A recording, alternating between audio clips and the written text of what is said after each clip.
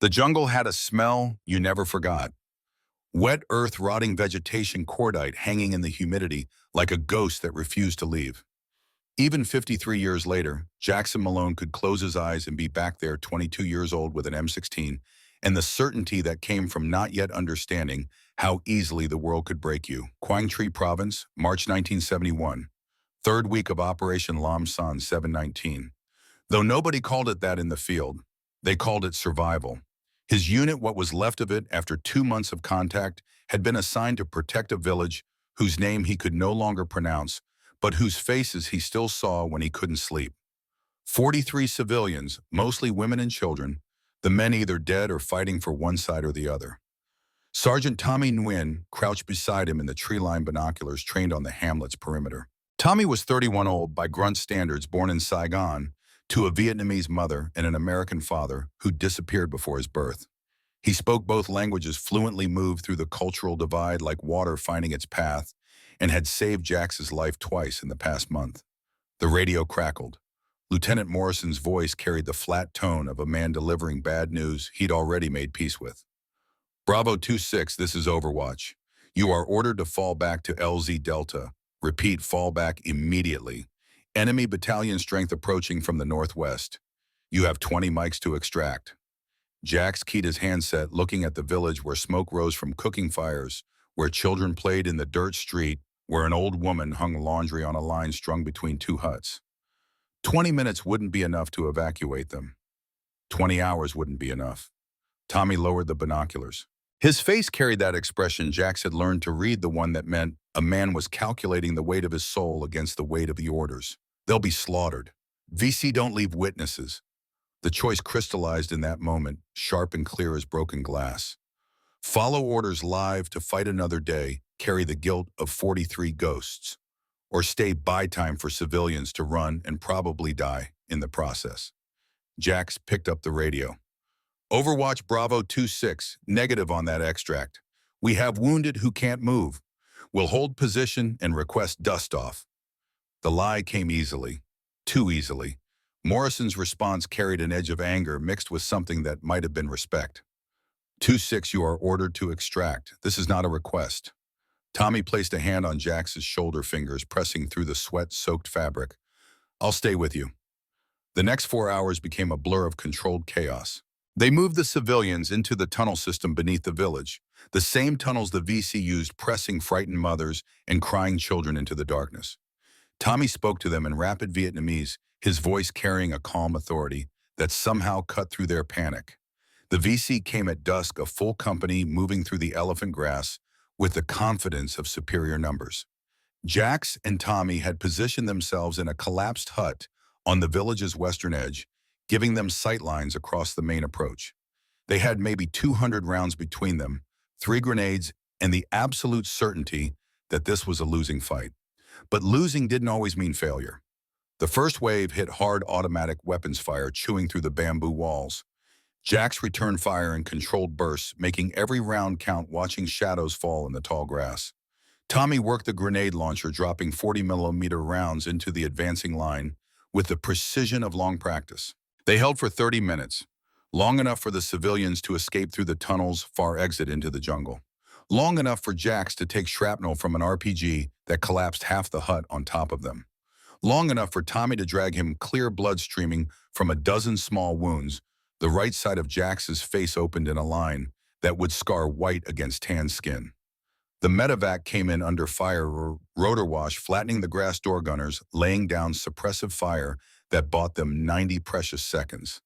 They ran for it, Tommy supporting Jax's weight boots, slipping in mud churned to red paste. 10 meters from the chopper, Tommy stumbled. The round took him high in the back, punching through body armor that was supposed to stop such things. He went down hard, and Jax caught him, already knowing, from the way blood frothed at Tommy's lips, that this wound was the kind that didn't heal. They made it aboard.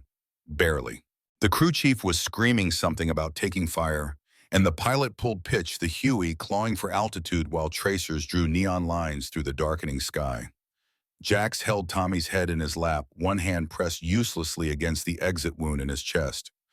Blood pulsed between his fingers, hot and insistent life. draining in rhythmic spurts that matched a slowing heartbeat. Tommy's eyes found his already starting to lose focus. His hand reached up, grabbed Jax's collar, pulled him close with surprising strength.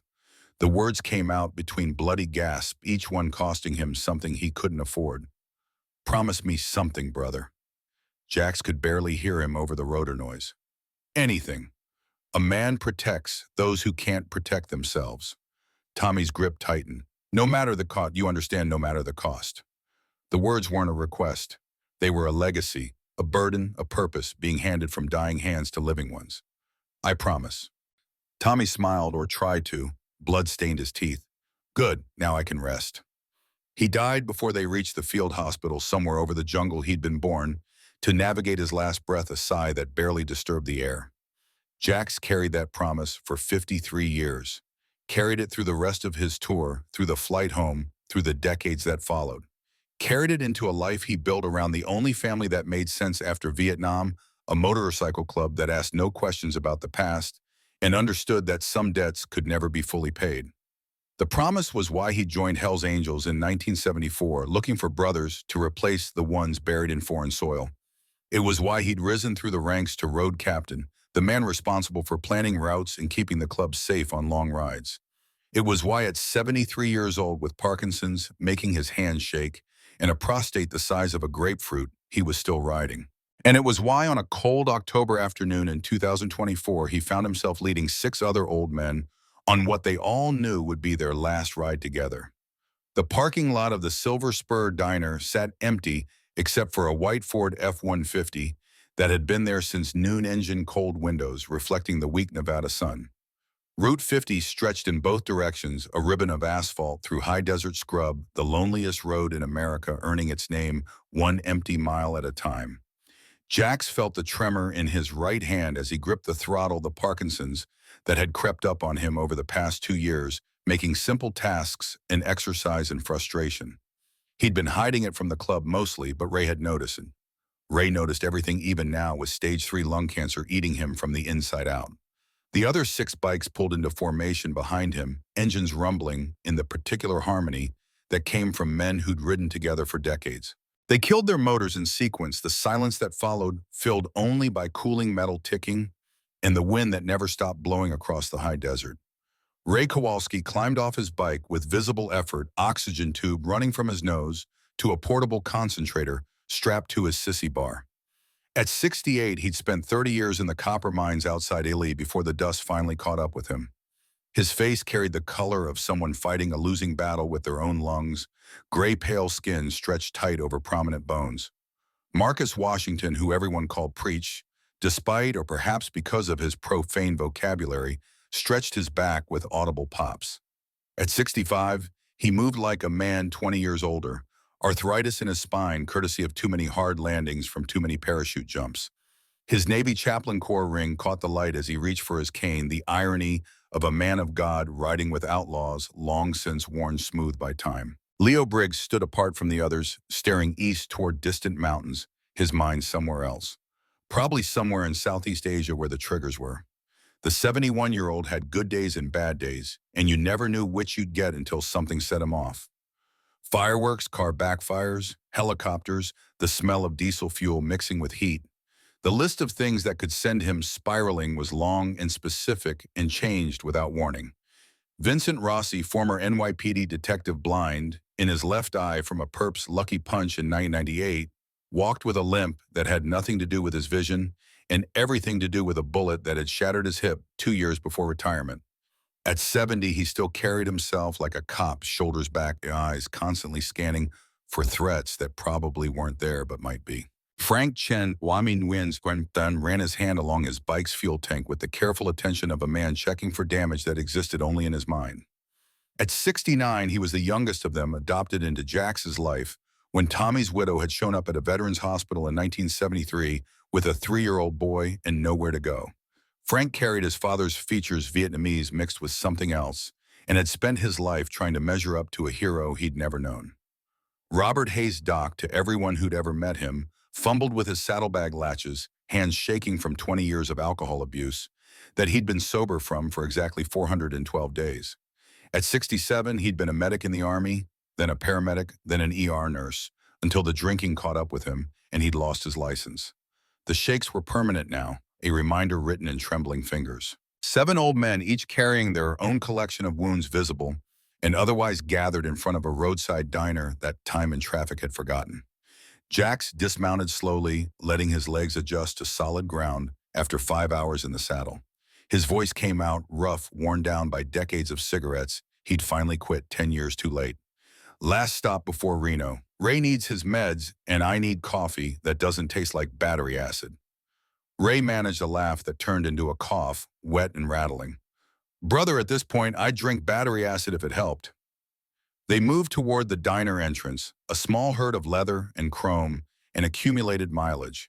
Preach held the door, a gesture of courtesy that sat oddly with the Hells Angels patches on their vests, the 1% diamonds that marked them as outlaws in the eyes of law enforcement. The interior smelled of old grease and newer coffee vinyl booths patched with duct tape, a counter that had probably been installed during the Eisenhower administration.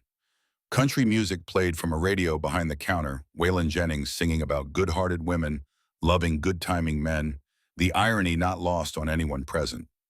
The waitress appeared from the kitchen, and Jax felt something in his chest tighten, that old Marine Corps instinct that read danger in body language and fear in facial expressions. She was young mid-20s with dark hair pulled back in a ponytail that had started neat and devolved into chaos. Her name tag read Sarah, and her eyes held that particular 1,000-yard stare that Jax knew intimately, the look of someone who'd seen combat and couldn't quite find their way back from it. She moved efficiently between tables, clearing plates, refilling coffee cups, smiling at customers with a brightness that never reached her eyes. But her hands shook slightly when she picked up the coffee pot, and she kept glancing toward the window, toward the white truck in the parking lot. The Angels took their usual corner booth, 7 men arranging themselves with the unconscious awareness of tactical positioning. Backs to walls, eyes on exits, hands free in case trouble walked through the door. Old habits. Sarah approached with menus, and Jax watched her breathing shallow and controlled, the way you breathed when you were trying not to panic. He'd seen that breathing pattern on village walls in Vietnam, on women who knew the enemy was coming and there was nowhere left to run. She distributed menus with mechanical precision, voice carrying the false cheer of someone working for tips. Welcome to the Silver Spur. Can I start you gentlemen with coffee? Frank spoke first, his voice gentle in the way of men who understood fear. Coffee all around, please. And take your time. We're not in any hurry. Sarah nodded, started to turn away, then hesitated. Her eyes locked on Jax for a moment, something unspoken passing between them. Recognition of a kind that had nothing to do with previous meetings and everything to do with shared understanding. She brought the coffee, hands steady enough to avoid spilling, but not steady enough to hide the tremor.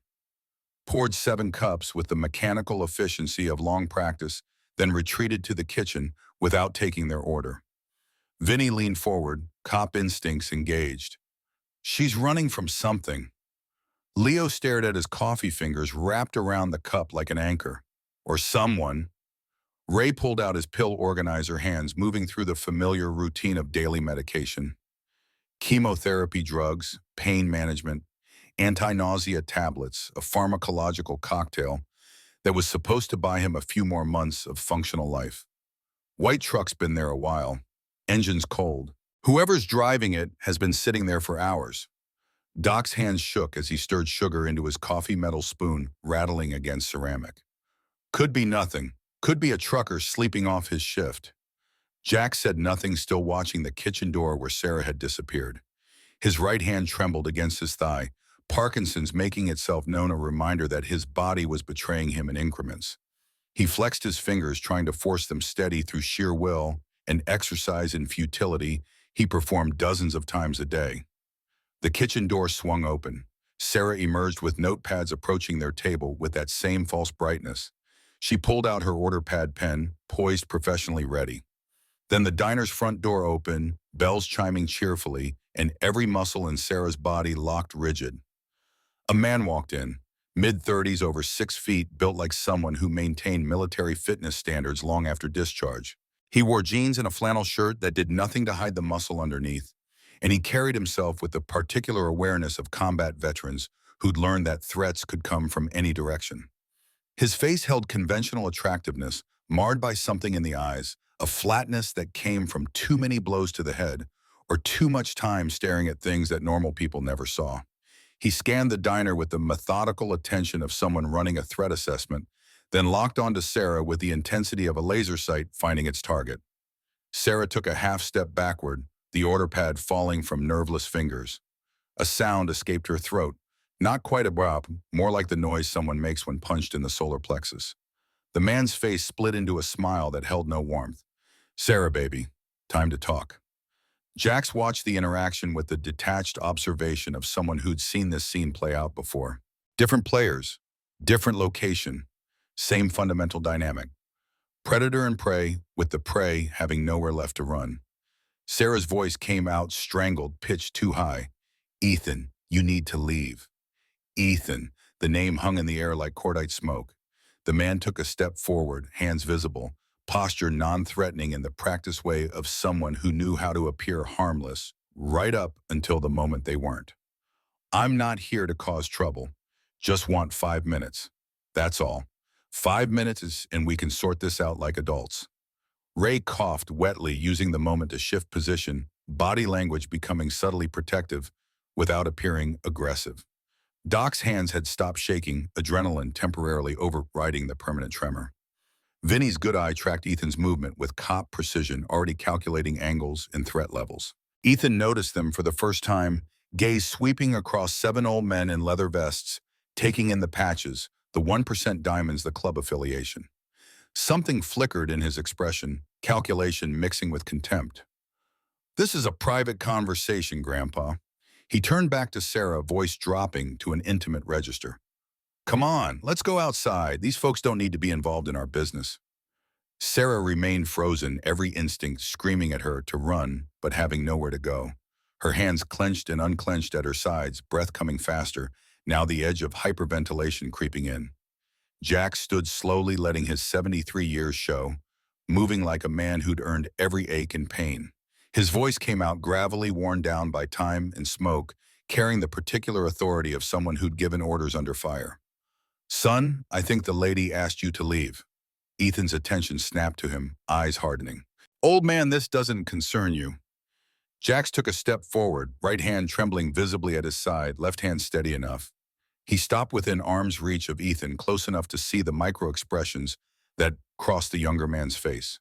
Anger, calculation, the particular frustration of someone used to getting their way through physical intimidation, meeting something that didn't intimidate easily. The words came out measured, each one chosen with care. "I'm 73 years old, got Parkinson's making my hands shake. You're what 35 Ranger tab on your keychain suggests you know how to handle yourself.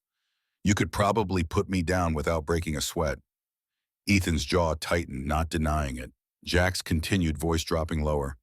"But before you do, I want you to think about something. Is this the man you wanted to be when you were in basic training, running obstacle courses, memorizing Ranger creeds? Did you picture yourself terrorizing a woman half your size who can't defend herself?" Something shifted in Ethan's expression, a crack in the facade. "You don't understand." "I understand perfectly." Jax's right hand trembled harder, betraying him.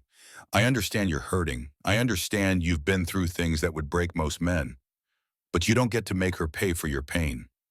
The silence stretched, tension building like pressure behind a dam. The other angels had shifted position, not standing yet, but ready to, bodies coiled with the particular readiness of men who'd been in fights and understood that violence had its own rhythm. Frank spoke up, voice carrying a note of something complex, pain and pride and old grief mixed together. "My father died saving someone. He told his friend, his brother, to protect people who couldn't protect themselves. Said it was what separated men from animals, the choice to stand between the innocent and the wolves." Ethan's gaze snapped to frank confusion, replacing anger for a moment. "What the hell does that have to do with—" "He told that to Jax, Quang Tri Province, 1971. Sergeant Tommy Nguyen, Army translator, died in a medevac chopper after taking a round meant for someone else." Frank's voice remained steady, factual, delivering information without emotion. "That man, my father, he believed in something bigger than himself. What do you believe in?" The color drained from Ethan's face, replaced by something that might have been recognition or horror, or both. His hand went to his pocket, fingers touching something there, and for a moment Jax thought they were about to discover whether he was still fast enough to matter in a fight. But Ethan's hand emerged empty, holding only a set of keys attached to a Ranger tab keychain. His voice came out hoarse, stripped of earlier aggression. "You knew Tommy," Frank nodded once. "He was my father. I was 3 when he died. Jax raised me after taught me everything that man believed in." The connection hung between them, invisible but palpable, one soldier to another across generations and circumstances. Ethan's breathing had changed faster now, eyes darting between faces as if looking for escape routes. Sarah's voice cut through stronger than before. "Ethan, please, just go." He looked at her, and for a moment his face showed nothing but raw pain, the kind that came from wounds that never healed properly. "I loved you. I still love you. Why doesn't that matter?" Jack stepped between them, blocking the line of sight. "Because love isn't ownership. Love doesn't follow someone for weeks. Love doesn't make someone afraid to go home at night." Ethan's hands clenched into fists, then released. The struggle played out across his features, violence warring with something that might have been conscience or just exhaustion. When he spoke again, his voice carried defeat. "This isn't over." Jax held his ground. "Yes, it is. You can walk away right now, get in your truck, drive somewhere far from here, and let this woman live her life. Or you can stay and force me to call the sheriff, who I've known for 20 years and who takes a dim view of men who terrorize young women." The bluff hung in the air. Jax had never met the local sheriff, had no idea if the man would side with a motorcycle club or a troubled veteran, but the delivery was confident enough to sell it. Ethan's jaw worked, grinding teeth audible in the diner's silence. Finally, he turned to walk to the door, paused with his hand on the handle. "You don't know what she did to me." Jax's response came quiet but clear. "Doesn't matter what she did. Matters what you're doing, and right now you're the one who needs to leave." The door closed behind Ethan. Through the window, they watched him climb into the white F-150 engine, starting with a roar that seemed disproportionately loud in the desert stillness. He sat there for a long moment, hands on the wheel, staring straight ahead. Then the truck reversed, turned, and pulled onto Route 50, heading west, taillights disappearing into the afternoon glare. Sarah collapsed into the nearest chair body, folding like someone whose strings had been cut. Her breathing came in ragged gasps, control finally breaking now that the immediate threat had passed. Grace, the diner's owner and cook, emerged from the kitchen with a glass of water, setting it down with practiced care. Grace was 58, weathered skin and gray-streaked hair pulled back in a bun, the look of someone who'd survived their own share of hard times. She placed a hand on Sarah's shoulder, maternal and protective. "How long?" Grace asked, voice carrying the flatness of someone who already knew the answer would be bad. Sarah couldn't speak, just held up 3 fingers, then made a gesture like counting weeks. 3 weeks. Vinny settled back into the booth cop mode, still engaged. "He's been following you for 3 weeks. Sarah nodded, found her voice. It came out small, childlike. "Since I left him. Since I told him I couldn't do this anymore." Preach leaned forward, hands clasped on the table. "You go to the police." A bitter laugh, hollow and sharp. "Twice. First time deputies said Ethan seemed like a good guy going through a hard breakup. Second time they said, unless he threatened me directly or tried to break into my place, there wasn't much they could do. Following someone on public roads isn't illegal, apparently." Doc's hands had started shaking again, adrenaline wearing off. "What's his full name?" "Ethan Bradshaw. We served together. Afghanistan 2019 and 2021. He was a ranger, I was a combat medic." Sarah wrapped both hands around the water glass knuckles white. "He got injured in an IED blast during our second tour. Traumatic brain injury. Changed him completely. The guy I knew before he was a good man, but after he started having these violent episodes, mood swings, paranoia."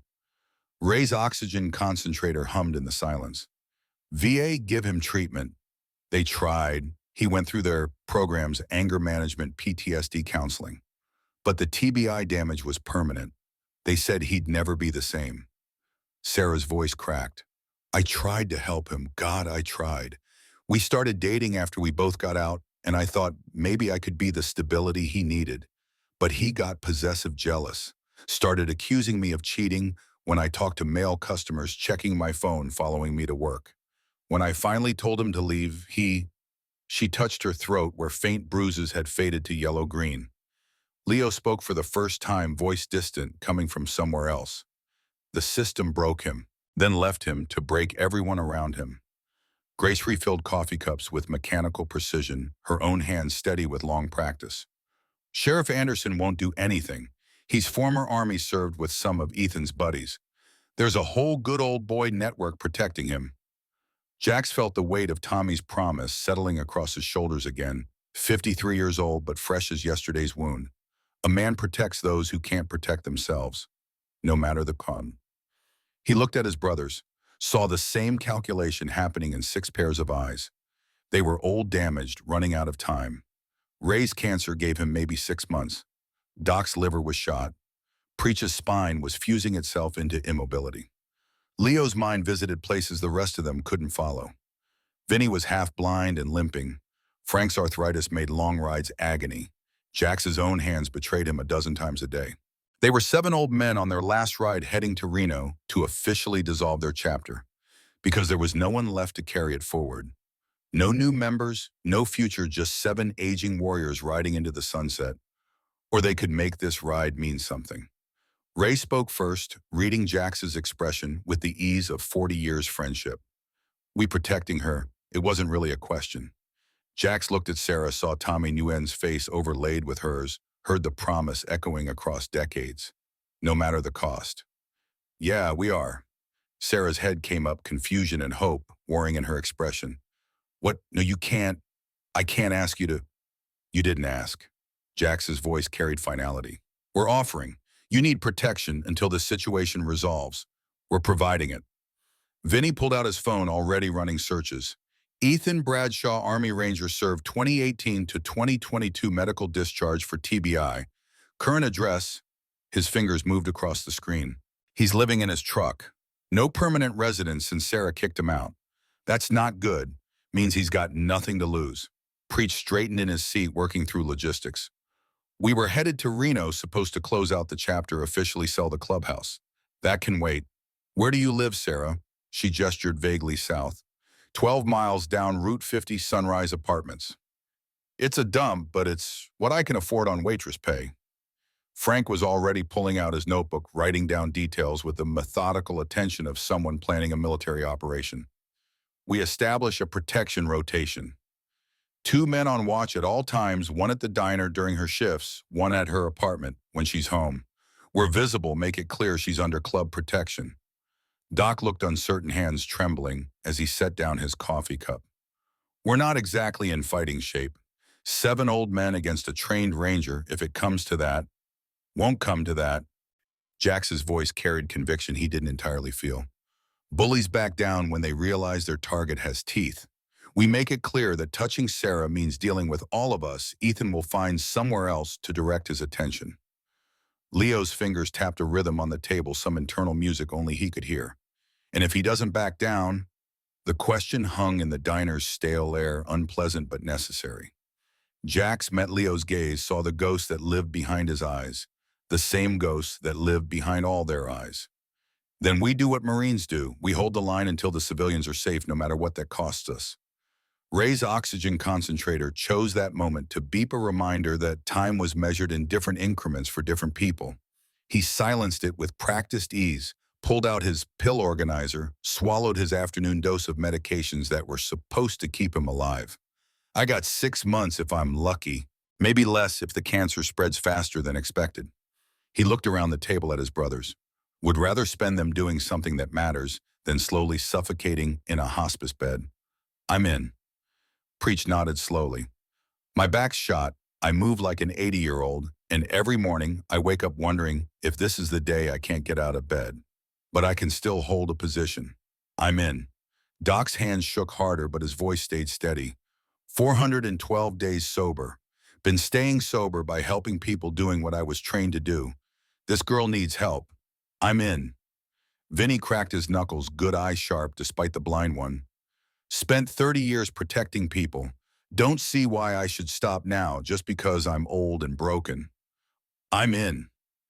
Frank looked at Jack, something passing between them that had nothing to do with words and everything to do with legacy. My father died protecting someone he barely knew. If I can't honor that by doing the same, what's the point of carrying his name I'm in? Leo was last still tapping that internal rhythm, still somewhere between here and 50 years ago. When he spoke, his voice carried the distance. I froze once. Vietnam firefight outside Hue. Froze and my buddy died because I couldn't move. Been living with that for 53 years. Maybe this is my chance to unfreeze. I'm in. 7 old men, 7 affirmations, 7 commitments to something bigger than themselves. Sarah stared at them like they'd spoken in a foreign language, incomprehension mixing with disbelief. Why would you do this? You don't even know me. Jax reached into his vest pocket, pulled out a small object worn smooth by decades of handling. Tommy Nguyen's dog tags kept all these years a reminder of promises and costs. He set them on the table between his coffee cup and Sarah's water glass. March 1971, I made a promise to a dying man. He said a real man protects those who can't protect themselves no matter the cost. Been carrying that promise for 53 years through every ride, every fight, every choice that mattered. He looked at Sarah, really looked at her, seeing past the fear to the soldier underneath. You served your country, saved lives under fire, came home to find out the system you fought for can't be bothered to protect you from one man with or a grudge. That's not right. That's not just. And we might be old, might be broken, but we can still tell the difference between right and wrong. Sarah picked up the beige tags, turned them over in her hands, reading the names stamped into metal. Tommy Nguyen, Frank's father, my brother. The man who taught me that age doesn't excuse you from doing what's right. Jax's right hand trembled against the table. We're on our last ride together. This chapter's closing. We're all running out of road one way or another. Would rather spend what's left protecting someone who needs it than just fading away. Grace had been standing quietly throughout the exchange, hands on Sarah's shoulders. Now she spoke, voice carrying weight. I've known these men for 20 years. They stop here every time they ride Route 50. Never caused trouble, always respectful, always paid their bill, and tipped well. If they say they'll protect you, Sarah, I believe them. Tara's hands shook as she set down the dog tags, careful with the artifact of someone else's sacrifice. I don't understand. You're Hell's Angels, Outlaw Motorcycle Club. Why would you help me? Preach leaned back, wincing as his spine protested. People see the patch as the 1% diamond they think we're criminals. Some of us have done time that's true. We've lived outside society's rules because sometimes society's rules don't make sense. But we've got our own code, our own laws. And one of those laws is simple. You protect women and children, always. No exceptions. Ray coughed, pulled his oxygen line closer. The system failed you. Sheriff won't help, VA turned your stalker loose with no real treatment, and you're stuck working at a diner in the middle of nowhere because that's all you can afford. Meanwhile, the man terrorizing you is a decorated veteran who everyone wants to give the benefit of the doubt. That's the system working exactly as designed, protecting its own and leaving everyone else to fend for themselves. Vinny's cop instincts were still running calculations. Bradshaw will be back. Men like him, they don't give up just because someone told them to leave. He'll wait maybe a day or two, let things cool down. Then he'll try again, different approach. He's a ranger trained in tactics and strategy. This isn't over. Frank closed his notebook, planning complete, which is why we set up our protection detail starting tonight. Sarah, what time do you get off work? She checked the wall clock, mental math visible. 9. Grace closes at 10 on weekdays. We'll have someone here when you leave, follow you home, maintain watch overnight. Frank's organizational skills, honed through years of running the club's logistics, kicked into gear. Morning shift starts at 6. Yeah. Someone will be there when you leave your apartment, tell you here maintain watch during your shift. He looked around the table. We rotate in 4-hour blocks. 2 men per shift so everyone gets adequate rest. Ray's medical needs take priority, so his shifts are flexible. Doc pulled out his own pill organizer, comparing schedules. I can take early mornings 2 a.m. to 6 a.m. I don't sleep much anyway, and my hands are steadiest right after I wake up. Leo spoke without prompting. I'll take late nights. Nighttimes when the ghosts come anyway might as well be useful while I'm not sleeping. The logistics fell into place with the practiced ease of men who'd been coordinating movement and security for decades. Shifts assigned backup plans, established contingencies identified. It looked almost professional, which made sense given that most of them had spent their early years in professions that required exactly this kind of planning. Sarah watched it all with growing wonder, like someone witnessing something fundamentally alien to her understanding of how the world worked. "How much will this cost me?" Jax's response came immediately. "Nothing. I can't afford. We're not asking you to pay. This isn't a transaction. This is us doing what we should have been doing all along, what everyone should do when someone needs help. No charge, no debt, no strings attached." Ray stood slowly, joints protesting, oxygen line trailing. "Should get settled. Need to find a motel, get our gear squared away before nightfall." Grace raised a hand. "The old cabins out back, the ones I used to rent to truckers. Haven't been used in 5 years, but they're weatherproof and furnished. You are welcome to stay there, no charge. Least I can do for men willing to risk themselves for my employee." Preach smiled, genuine warmth breaking through his weathered features. "Grace Holloway, you're a saint walking among sinners. I'm a businesswoman who knows good people when she sees them, and I know trouble when I sees it too." She looked at Sarah. "You take the night off, honey. Go home, get some rest. These gentlemen will make sure you're safe." Sarah nodded mutely, still processing the rapid shift in her circumstances. From isolated and terrified to protected by 7 aging outlaws in the span of an hour. Reality hadn't quite caught up with events. The Angels filed out to their bikes' engines, starting in sequence that familiar rumble that had been their soundtrack for decades. They moved their riders around to the back of the diner, where the old cabins waited, structures that had seen better years, but would serve their purpose. Jax helped Ray with his oxygen tanks, carrying an equipment that had become as familiar as his own gear. Ray's breathing rattled wet and labored the sound of lungs that were slowly forgetting their function. "You okay?" Jax asked, private concern between brothers. Ray managed to smile through the oxygen mask. "Dying either way, brother. Rather die protecting someone than choking on my own fluids in a hospital bed. This is a good last ride." Jax's right hand trembled as he adjusted his grip on the oxygen tank, Parkinson's making itself known. "Yeah, it is." They settled into the cabins as the sun dropped toward the western horizon, painting the Nevada desert in shades of amber and rust. Frank ran a perimeter check, old habits from a military childhood emerging. Vinny was already on his laptop running deeper background checks on Ethan Bradshaw, pulling service records and medical files through channels that weren't strictly legal but were definitely effective. Doc organized their medical supplies, such as they were. 7 old men between them had enough prescription medications to stock a small pharmacy, plus the informal first aid gear that riders carried for emergencies. Not hospital grade, but enough to handle most contingencies. Preach sat on his cabin's porch back against the wall for support, watching the desert light fade. His fingers moved unconsciously, counting prayer beads worn smooth by decades of handling. He'd left the Navy Chaplain Corps in 1992, joined the Angels 2 years later, but some habits transcended affiliation. Leo paced restless energy that came from anxiety he couldn't name. The desert twilight reminded him of other deserts, other twilights, and the line between Nevada 2024 and Southeast Asia 1971 was thinner than he liked to admit. Jack stood apart from the others, hand on the tow tags he'd returned to his pocket, feeling the weight of Tommy's promise renewed. 53 years had passed since that medevac flight, since blood on his hands, in a dying man's last words. Half a century of carrying that burden, trying to live up to an obligation he could never fully discharge. But maybe, just maybe, this would count for something. Protecting one woman from one man didn't balance the scales of all the people he hadn't saved, all the civilians he'd left behind, all the choices made under fire that still woke him at 3 a.m. with guilt as fresh as yesterday. But it was something.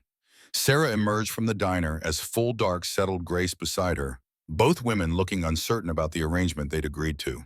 Frank and Vinny had drawn first shift engines already idling, ready to escort her home. Jax walked over, moving with the careful deliberation of someone whose body didn't always cooperate. "You call if anything seems wrong, anything at all. We're 5 minutes away." Sarah looked at him with an expression he couldn't quite read. "Why are you really doing this?" He could have given her the easy answer about Tommy's promise about duty and honor and all the abstract concepts that sounded good but didn't really explain. Instead, he told her the truth. Because I'm 73 years old with Parkinson's and prostate cancer, they're watching carefully. Ray's got 6 months if he's lucky. Doc's liver is failing. Preach can barely walk. Leo's mind spends more time in Vietnam than Nevada. Vinny's half blind. Frank's joints are shot. We're 7 old men running out of road. He paused, gathering words that were harder to say than he'd expected. And at the end, when there's no more road left, I want to look back and know that the last thing I did mattered. That I protected someone who needed it. That I kept the promise I made to a dying man 53 years ago. That's why. Sarah's eyes were wet in the porch light. Thank you. Jax nodded, throat tight. Get some rest. We'll be watching. He stood in the diner parking lot as Sarah drove away, 2 motorcycles flanking her small Honda, like guardian angels with chrome halos and loud pipes. The desert night settled around him, cold and vast and indifferent, the same desert that had watched empires rise and fall and would still be here long after every human concern had turned to dust. But tonight, in this small corner of Nevada, 7 old men were making their last stand matter. And maybe, just maybe, that was enough. The first 3 days passed without incident, which made everyone nervous.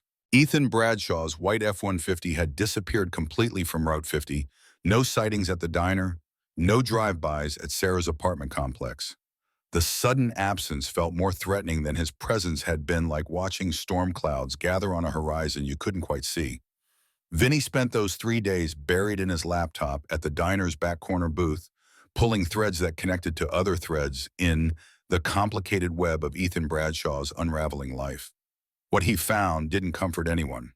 On the 4th morning, he called a meeting in the largest cabin while Sarah was at work and Grace handled the breakfast rush. 7 old men gathered around a table scarred by cigarette burns and coffee rings, the accumulated damage of decades visible in wood grain. Vinny's good eye was bloodshot from screen time, his blind left eye milky and unfocused. Ethan Bradshaw, born 1989 in Tucson, Arizona. Father was career Army, mother worked as a nurse. Clean childhood, good grades, enlisted at 18. Made Ranger School on his first try, which tells you something about his capabilities. He pulled up service records on his laptop, turning the screen so others could see. 2 tours in Afghanistan, 2019 and 2021. Decorated twice for valor, once for pulling 3 wounded men out of an ambush under fire. By all accounts, he was exactly the kind of soldier the Army wants to put on recruiting posters. Doc leaned forward, reading over Vinny's shoulder. What happened? IED, March 2021, outside Kandahar. Vehicle he was riding in hit a pressure plate bomb. Driver and front passenger were killed instantly. Ethan was in the back, took the concussive force, but survived. Traumatic brain injury, severe. They medevaced him to Landstuhl, then Walter Reed for 6 months of treatment. Frank's jaw tightened. He'd been 3 years old when his father died from combat wounds raised on stories of sacrifice and service. The bitter irony of a good soldier being destroyed by his own brain wasn't lost on anyone in the room. Vinny continued pulling up medical records that definitely weren't public information. VA diagnosed him with TBI-related personality changes, impulse control disorder, violent ideation, severe PTSD, prescribed medication, mandatory counseling, the whole protocol. Problem is TBI damage is permanent. The man he was before that IED doesn't exist anymore. The injury literally changed his brain structure. Preach's fingers worried as prayer beads. So we're dealing with someone who's not in control of his own actions. Didn't say that. Said he's got brain damage that makes impulse control difficult.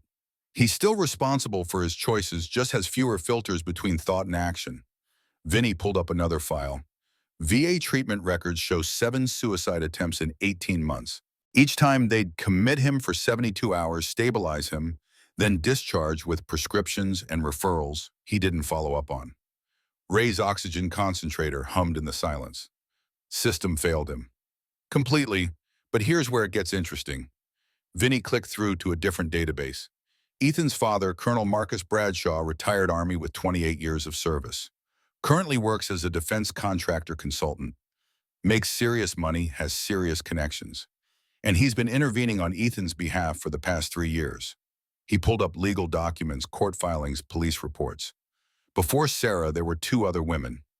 First one, 2022, filed for a restraining order after Ethan showed up at her workplace repeatedly.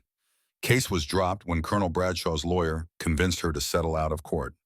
Second one, early 2023, similar situation. Again, Daddy made it go away with money and pressure. Leo spoke from his position by the window where he'd been watching the desert for threats only he could perceive. Sarah's different. She's got no money to settle and she's military herself. Harder to intimidate. Exactly, which is why Ethan's escalating. Previous women backed down when pressure was applied. Sarah hasn't, which means his usual playbook isn't working. Vinny closed the laptop. Talked to a buddy of mine who still works NYPD, has contacts in Army CID. Word is Colonel Bradshaw is actively working to get Sarah discredited, building a narrative that she's mentally unstable, that she led his poor wounded son on, then abandoned him, that she's using us as muscle to harass a disabled veteran. Jax felt his right hand tremor worsen stress, exacerbating the Parkinson's. He's planning something, getting his ducks in a row legally before making a move. Frank was already thinking tactically. We need to be visible, document everything. Cameras at the diner, cameras at Sarah's place. Every interaction recorded, timestamps stored somewhere Bradshaw can't reach. Doc pulled out his phone, hands shaking as he navigated to a website. I know a guy, former Army medic like me, works in veteran advocacy now. He runs a legal aid clinic for vets dealing with domestic violence situations. Maybe he can help Sarah build a proper case, something that can't be swept under the rug by a colonel with connections. Preach stood slowly, using the table for support, his ruined spine protesting every movement. In the meantime, we maintain watch. Make it clear she's protected. Bullies back down when the odds aren't in their favor. But even as he said it, nobody really believed it. They'd all seen combat, all understood that sometimes the enemy didn't care about odds, only about objectives. And Ethan Bradshaw's objective was Sarah consequences be damned. The meeting broke up as morning shifted toward noon. Ray took his pills with practiced efficiency, the daily cocktail that was supposed to keep the cancer from spreading faster than it already was. His color had worsened over the past 4 days, gray pallor deepening towards something that looked like death warmed over. Jax caught his arm as he headed for the door. You need to see a doctor. Ray's laugh turned into a wet cough. Brother, I got 6 doctors. None of them can do anything except make me comfortable while I die. Rather die here doing something that matters than hooked up to machines in some sterile room. Jax's hand trembled against Ray's sleeve. Just pace yourself. We need you functional. I'm functional enough. Ray pulled his oxygen line closer. Besides, if things go sideways, better to have the dying guy take point. I got nothing to lose except a few months of suffering. The logic was sound and horrible in equal measure. Jax released his arm, watching his oldest friend shuffle toward his cabin with the careful steps of someone whose body was actively betraying them. That afternoon, Sarah's shift at the diner brought an unexpected visitor. Deputy Marshal Thompson, 52 years old, with the weathered look of someone who'd spent decades in rural law enforcement, walked in during the lunch rush and took a seat at the counter where Jax was nursing his third coffee. Thompson wore civilian clothes but carried himself with the particular awareness of law enforcement eyes constantly scanning, assessing threats that probably weren't there. He ordered coffee and pie, waited until Sarah had moved to the far end of the counter, helping other customers, then spoke quietly. You Jackson Malone? Jax's right hand trembled slightly as he set down his cup. Depends on who's asking. Thompson pulled out his badge, keeping it low and discreet. Deputy U.S. Marshal Thompson, District of Nevada. Need to have a conversation about your club's recent activities. Frank, sitting 2 stools down, shifted positions slightly. Not aggressive, just ready. The movement wasn't lost on Thompson, who raised a placating hand. Not here to cause trouble. Just need some information. He took a bite of pie, chewed thoughtfully. Been getting calls from Colonel Marcus Bradshaw, Army contractor with friends in high places. Says his son is being harassed by a motorcycle gang, that you're intimidating a disabled veteran, possibly planning violence. Jax kept his voice level. We're protecting a woman from a stalker. Her stalker happens to be Bradshaw's son. No harassment, no intimidation, just making sure she's safe. Thompson nodded slowly. That's what I figured. Ran background checks on your club, talked to local law enforcement.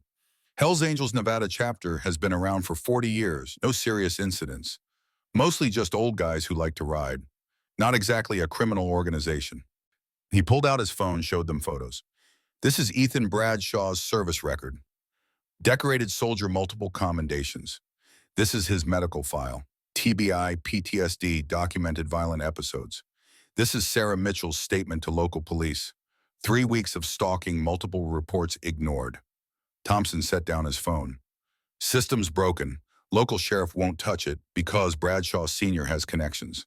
VA can't hold Ethan against his will unless he's in immediate danger to himself or others, which he's smart enough to avoid showing in front of doctors. Sarah's stuck between a rock and a hard place. Jack studied the marshal's face, looking for the angle. Why are you telling us this? Because 20 years ago, my daughter was in Sarah's position. Boyfriend wouldn't leave her alone after she broke up with him. Police said they couldn't do anything without proof of threats. 3 months later, he shot her in a Walmart parking lot. She survived barely. Spent 6 months learning to walk again. Thompson's jaw tightened, old anger surfacing. So when I get calls from some colonel demanding I investigate a motorcycle club for protecting his son's victim, I take those calls with a grain of salt. But I also need you to understand something. You're walking a very thin line here. You protect the girl, that's fine. You cross that line into vigilantism, I'll have no choice but to bring you in. Frank spoke up, voice calm. We're not looking for violence, just making sure she's safe until the legal system catches up. Good, keep it that way. Thompson finished his pie, dropped cash on the counter. That said, if Ethan Bradshaw ends up hurt and I find out it was self-defense, well, I'm real bad at paperwork sometimes. Things get lost, evidence gets misplaced. Funny how that happens. The unspoken permission hung in the air. Thompson stood, tipped his hat to Sarah, and walked out. The bell above the door chimed cheerfully, incongruous with the weight of the conversation. Frank waited until the marshal's car had pulled away before speaking. That was either a warning or a green light, and I'm not sure which. Jax's hand trembled as he picked up his coffee. Both. He's telling us he won't stop us from protecting Sarah, but we're on our own if things go bad. That night brought the first real test. Sarah's shift ended at 9, same as always. Frank and Doc were on escort duty, engines idling in the parking lot as she locked up the diner. The night was cold, October desert temperatures dropping fast after sunset, stars sharp and clear in air too dry for clouds. They'd made it halfway to Sarah's apartment when Doc's mirror caught movement. White F-150, no lights, pulling out from a side road 200 yards back. In the darkness, with only starlight to see by, it was almost invisible. Almost.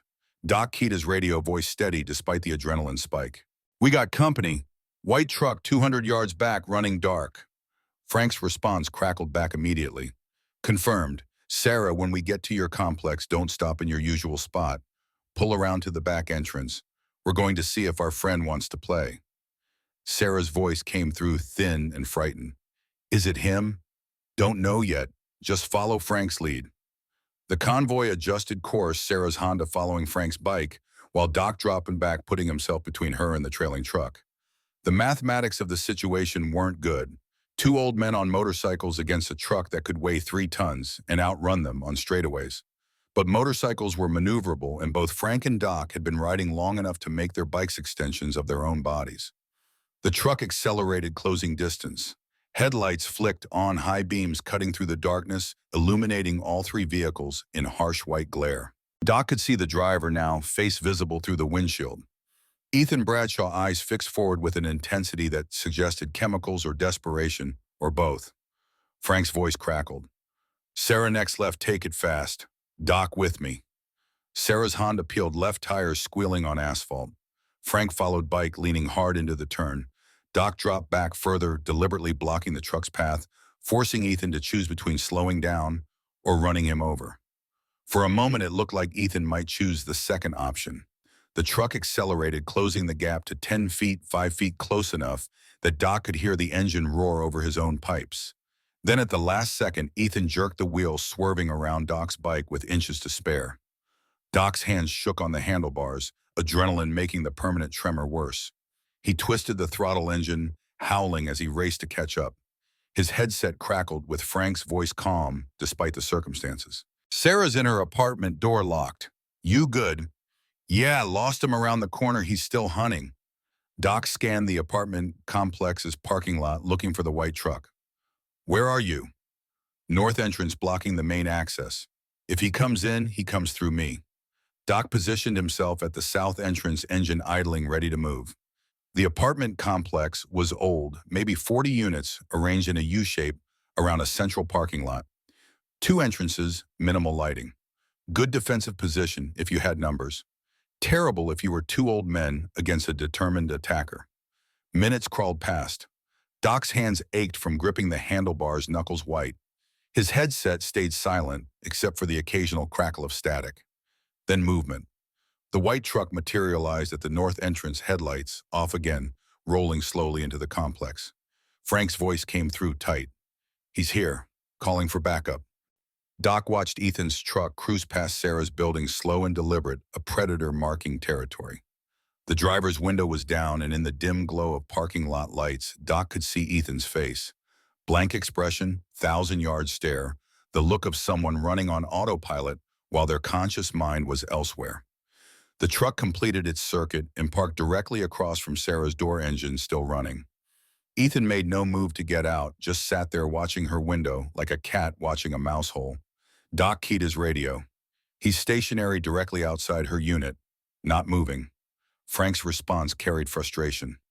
Sheriff's Department says they can't respond unless he attempts to enter her apartment or makes a direct threat. Parking in a public lot isn't illegal. He's terrorizing her. I know, but legally our hands are tied. Doc felt his hands shake harder, rage mixing with the permanent tremor. 20 years of sobriety, 412 days staying clean, by helping people, making amends for decades of failure. And now he had to sit here and watch a woman be terrorized because the law said parking wasn't a crime. His phone buzzed. Text from Jax. On our way, 10 minutes. Do not engage unless he makes a move. 10 minutes felt like hours. Doc maintained his position, watching Ethan watch Sarah's window. The truck's engine idled, exhaust visible in the cold air, a mechanical breathing that marked time in steady intervals. Then Sarah's curtain moved. Just slightly, barely noticeable, but enough. Ethan saw it too. He killed his engine, opened the door, stepped out slowly, didn't approach her apartment, didn't do anything overtly threatening. Just stood there beside his truck, staring at her window, making sure she knew he was there. Doc's radio crackled. Frank, he's out of the vehicle. I see him, still not illegal. Damn it. The sound of motorcycle engines grew louder.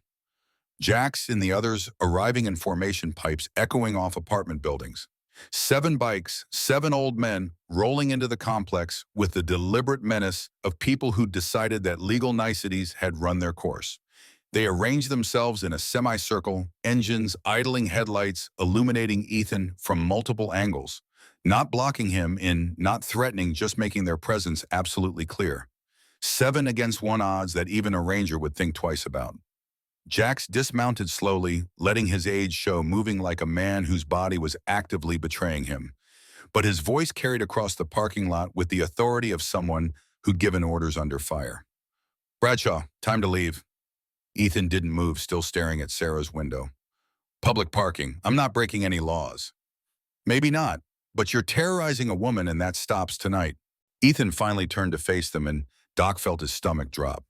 The man's eyes held nothing, no anger, no fear, just empty calculation. Whatever had made Ethan Bradshaw human before the IED, it wasn't home anymore.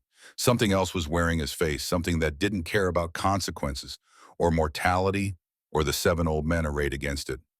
She destroyed my life. Ethan's voice came out flat, affectless. Everything I had, everything I was, she took it when she left. Fair's fair. She takes from me, I take from her. Preach stepped forward, moving despite his ruined spine, prayer beads wrapped around one fist. Son, you're hurting. I can see that. The injury changed you, the war changed you, and your luck. But making her suffer won't fix what's broken in you. You don't understand. For the first time, emotion crept into Ethan's voice. She was the only thing that made sense after I came back. The only person who understood. And she left me. Just left. Leo spoke from his position on the periphery, voice distant. I know what you're feeling.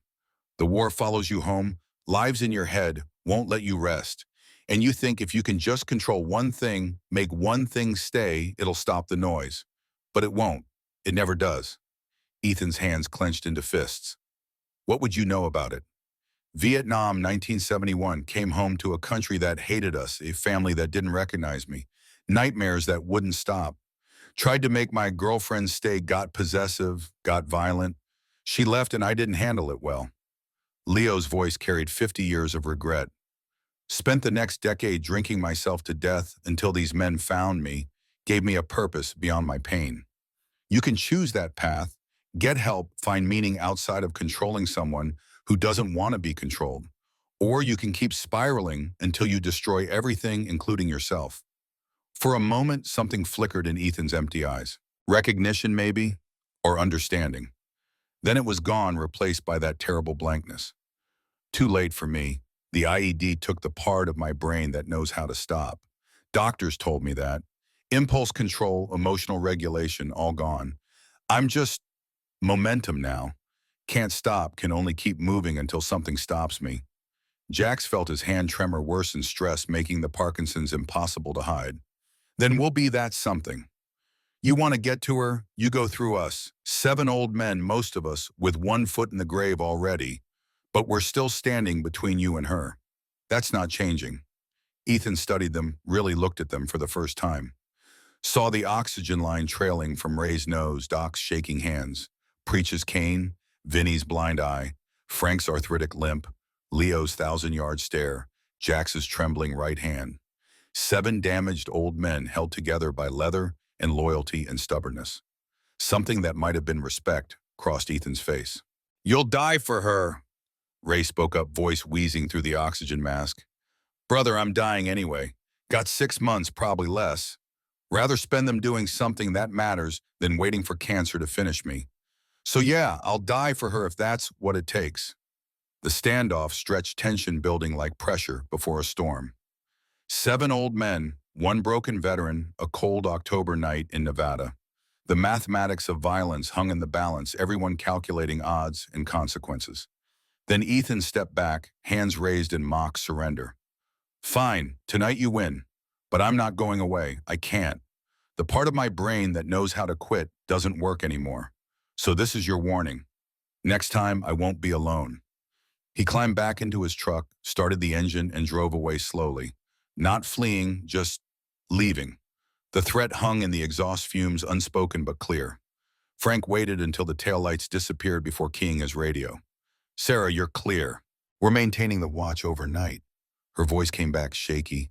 What did he mean he won't be alone? Vinny was already on his phone pulling up information. Means he's got friends, ranger buddies probably, men who think they're helping a brother in need. Jax felt exhaustion settling into his bones, the kind that came from adrenaline crash mixed with the slow erosion of age. We need more intel. Find out who his support network is, how many we might be dealing with. The Angels dispersed to their positions, 2 men maintaining active watch, while the others caught rest in shifts. Doc and Leo drew first watch, parking their bikes with clear sight lines to Sarah's door. The night was endless, and cold stars wheeling overhead in their ancient patterns, indifferent to human drama playing out below. At 3 a.m., Leo's radio crackled. Movement, 3 vehicles coming in slow. Doc's hands steadied, adrenaline temporarily overriding the tremor. Identifying. 3 trucks this time, Ethan's white F-150 leading 2 others. They parked in a line facing Sarah's building. Headlights extinguished, engines running. Doors opened and men emerged. 4 total, not counting Ethan. All of them carried themselves with military bearing, moving in coordinated silence. Leo keyed his radio, voice tight. We got Rangers, 4 plus Ethan. This is bad. Jax's voice came back immediately, sleep-roughened but alert. On our way. Do not engage unless they make a move on her door. But the Rangers weren't moving towards Sarah's apartment. They were moving toward Doc and Leo, spreading out in a tactical formation that suggested training and experience. These weren't amateurs. These were soldiers, young and fit and dangerous, facing 2 old men on motorcycles. The leader was tall, mid-40s, moving with the controlled aggression of someone who'd spent their life in combat zones. He stopped 10 feet from Doc's bike, hands visible but ready. You need to leave. This is between Ethan and Sarah. Civilians don't belong in the middle. Doc's hands trembled on his handlebars, but his voice stayed steady. We're not civilians. We're her protection, and we're not leaving. Then you're making a mistake. The ranger's voice carried absolute certainty. Ethan's our brother. He saved my life in Kandahar, pulled me out of a burning vehicle while taking fire. I owe him everything. If he says he needs to talk to Sarah, then he talks to Sarah. Leo spoke from his bike, voice distant but clear. And if she doesn't want to talk, not your call to make. Another ranger moved forward, younger, maybe 30, with the particular intensity of someone who'd seen recent combat. Ethan's got TBI from an IED. The VA failed him. His family failed him. Sarah was the only good thing in his life, and she abandoned him when he needed her most. We're not letting that stand. The mathematics were impossible. Two old men, one with PTSD and one with trembling hands against 5 trained rangers in their physical prime. Even calling for backup would take minutes they didn't have. This was going to go bad, and everyone knew it. Then headlights cut through the darkness. 7 motorcycles' engines roaring, the rest of the angels arriving in formation. The odds shifted slightly from impossible to merely suicidal. 7 old men versus 5 rangers. Still losing numbers, but at least now they had presence. Jax dismounted, moving slowly, deliberately, showing his age and his tremor. When he spoke, his voice carried the weight of authority earned through decades of hard choices. Captain Derek Stone, 3rd Battalion, 75th Ranger Regiment, 3 tours in Afghanistan, 2 in Iraq. Currently stationed at Fort Benning on leave. You're a long way from home. Stone's eyes narrowed. How do you know my service record? Because I spent 30 seconds on Google and have a friend who's good with computers. Jax gestured at Vinny, who nodded confirmation. Your service record's impressive. Decorated, respected career officer with a bright future. Question is, why are you throwing that away for a man who's stalking his ex-girlfriend? Ethan's not a stalker. He's injured, needs help, and Sarah walked away when he needed her most. Sarah's a combat medic who served 2 tours herself. She tried to help him for 2 years after they both came home. But you can't help someone who won't help themselves, and you can't stay with someone who makes you afraid to go home at night. Jax took a step forward, right hand trembling visibly. So tell me, Captain Stone, is this really the hill you want to die on? Defending a man's right to terrorize a woman because he's got a traumatic brain injury? Stone's jaw tightened. You don't understand what he's been through. Actually, I do. Vietnam 1971 saw plenty of men come back with injuries that changed who they were. Some got help, some didn't. The ones who didn't often took other people down with them. Jax's voice hardened. You enabling Ethan's worst impulses isn't brotherhood. It's cowardice dressed up as loyalty. One of the younger rangers stepped forward, fists clenched. Watch your mouth, old man. Preach moved to intercept Kane in one hand, prayer beads in the other. Son, I spent 20 years as a Navy chaplain. Counseled hundreds of men coming back from war. You know what the worst thing you can do for a hurting brother is enable his self-destruction. Real brotherhood means telling hard truths even when it costs you. Stone looked between his men and the angels, calculating. We're not leaving. Neither are we. Jax spread his hands. So here we are. 5 rangers in your prime versus 7 old men with more medical problems than working body parts between us. You'll win. Probably it'll put us all in the hospital, maybe worse. But I guarantee we'll make enough noise that every cop in the county shows up, and then you explain to your commanding officer why you assaulted 7 senior citizens while on leave. How's that going to play at Fort Benning? The standoff hung in the balance, violence hovering just below the surface. Then Sarah's apartment door opened, and she stepped out wearing pajamas and a jacket thrown over them, her face pale in the parking lot lights. Stop, her voice cut through the tension. All of you just stop. She walked toward them barefoot on cold asphalt, moving with the particular courage of someone who decided that fear was less important than principle. She stopped between the 2 groups, turning to face Stone and his rangers. Captain Stone, I remember you. Ethan talked about you, about how you were his mentor, how he respected you. He told me you were the kind of officer who actually cared about his men. Stone's expression softened slightly. Ethan's a good soldier, one of the best I've ever commanded. He was, past tense. Sarah's voice carried pain and conviction in equal measure. The IED changed him, Captain. The man I fell in love with doesn't exist anymore. The TBI destroyed the parts of his brain that made him who he was. What's left is broken and dangerous and unable to accept that I can't fix him. He needs you. He needs professional help. Intensive treatment, medication, possibly institutional care. Things I can't provide. Things I tried to help him get for 2 years while he got progressively worse.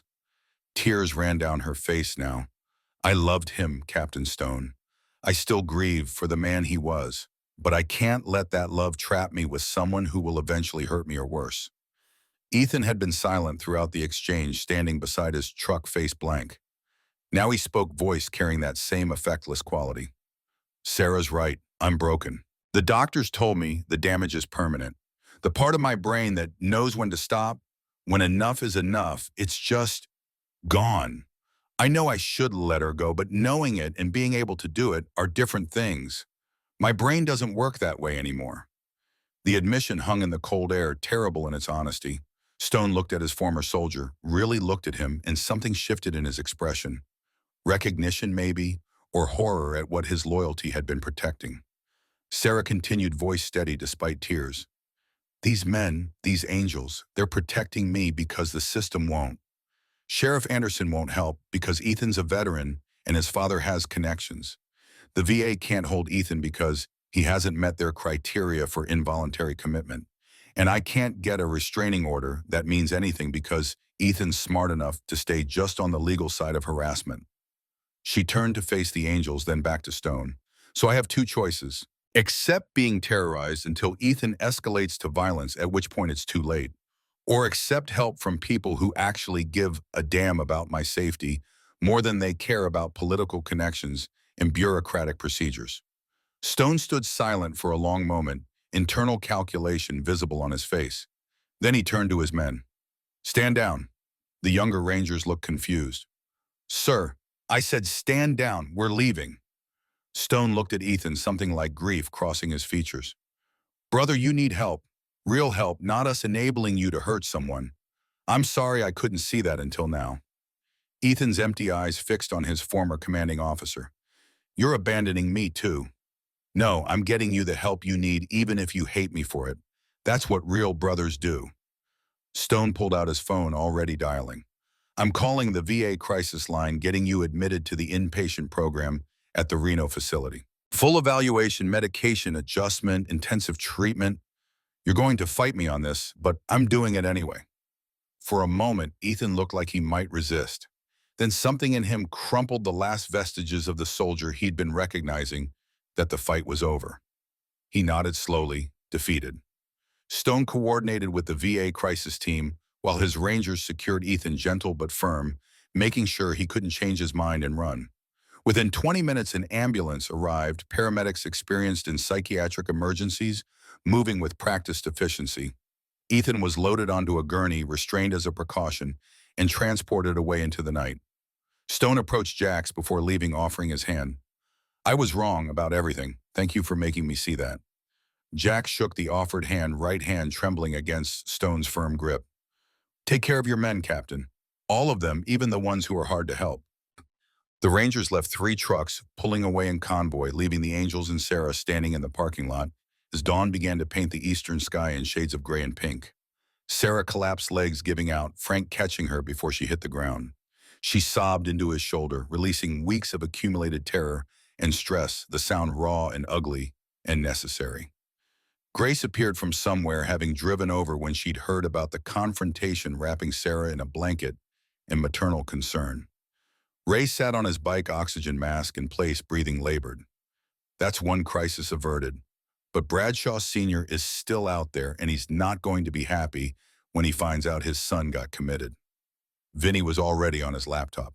Colonel Bradshaw has serious resources, lawyers, money, connections. Even with Ethan in treatment, the old man might come after Sarah out of spite, on a revenge. Jax looked at his brothers, saw the exhaustion written on every face. They'd won this round, but the cost was visible. Ray's color had worsened, gray pallor deepening. Doc's hands shook harder than ever. Preach could barely stand. Leo looked haunted, the confrontation having triggered something he couldn't quite shake. They were 7 old men running out of road, and the road was getting shorter every day. But Sarah was safe, for now at least. And sometimes that was the only victory available. Confrontation and resolution. The 5 days following Ethan's commitment to the VA psychiatric facility felt like the calm before a storm that everyone knew was coming. Sarah returned to her shifts at the Silver Spur, still jumpy but marginally less terrified, while the Angels maintained their protective rotation with the mechanical precision of men who'd spent lifetimes coordinating security operations. On the sixth day, the storm arrived in the form of Colonel Marcus Bradshaw. He pulled into the diner's parking lot at 11 a.m. in a black Mercedes SUV that probably cost more than Sarah made in 3 years, wearing pressed khakis and a polo shirt that somehow looked like a uniform despite being civilian clothes. At 62, Colonel Bradshaw carried himself with the rigid posture of career military spine straight. Movements economical eyes, constantly assessing terrain, and threats with the ingrained habit of someone who'd spent 4 decades making life or death decisions. Jax watched him approach from his usual corner booth, reading the man's body language, seeing the anger controlled beneath professional courtesy. This was a man used to getting his way, accustomed to subordinates jumping when he spoke, and clearly unaccustomed to having his authority challenged by a group of aging motorcycle club members. The colonel entered, letting the door close behind him, with deliberate care, scanning the diner's interior with tactical precision. His gaze settled on Jack's, recognition flashing across his features. He crossed the distance in measured steps, stopping at the table with parade ground precision. "Jackson Malone, I need a word." Jax gestured to the empty seat across from him, right hand trembling slightly as he set down his coffee cup. "Colonel Bradshaw, been expecting you." The colonel sat back straight, hands flat on the table. "You had my son committed against his will, manipulated a situation to make him look unstable, used your gang connections to intimidate him into accepting involuntary psychiatric treatment." Jax met his gaze steadily. "Your son was stalking a woman, terrorizing her for weeks, and showing clear signs of being a danger to himself and others. Captain Stone made the call to get him proper treatment. We just provided the context for that decision. My son is a decorated Army Ranger with a service-connected disability. He deserves support, not imprisonment in a psych ward. Your son has traumatic brain injury that destroyed his impulse control. The VA records show 7 suicide attempts. 2 previous women filed complaints about his behavior before Sarah. You made those complaints go away with money and influence, which means you enabled his deterioration instead of getting him real help." Bradshaw's jaw tightened, military discipline barely containing anger. "You have no right to interfere in family matters. We have every right to protect someone who can't protect herself when the system fails." Jax leaned forward, ignoring the tremor in his right hand. "Your son needed help 3 years ago. You gave him lawyers and payoffs instead. That's on you, Colonel." The older man's hands clenched briefly, then released. "Sarah Mitchell is using you. She's mentally unstable herself, multiple deployments, documented PTSD, probably playing on your sympathies to weaponize you against my son. I have attorneys prepared to file harassment charges against your entire club." Vinny spoke up from 2 booths over, not looking up from his laptop. "Funny thing about lawyers and harassment charges, they require evidence. And all our evidence shows your son following Sarah showing up at her workplace uninvited, sitting outside her apartment for hours. Meanwhile, we've got documentation of every interaction, every threat, every time he violated her space.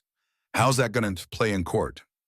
Bradshaw turned his attention to Vinny, recognizing law enforcement training in his bearing. "And you are Vincent Rossi, retired NYPD detective. 28 years investigating cases including multiple domestic violence situations that ended badly. I know how this story goes, Colonel. Man with connections uses those connections to protect his troubled son instead of getting him help. Son escalates until someone gets hurt or killed. Family acts shocked that nobody saw it coming."